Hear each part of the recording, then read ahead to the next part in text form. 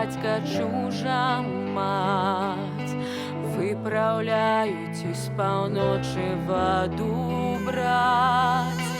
Я молода, младюсенька боюся, я меньшому девярику кланяюся.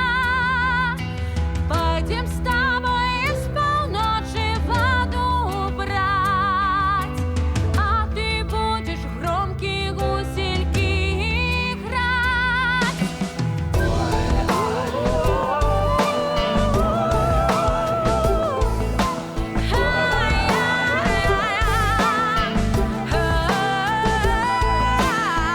Летели шеры гуси на воду, а змутили мою чистую воду.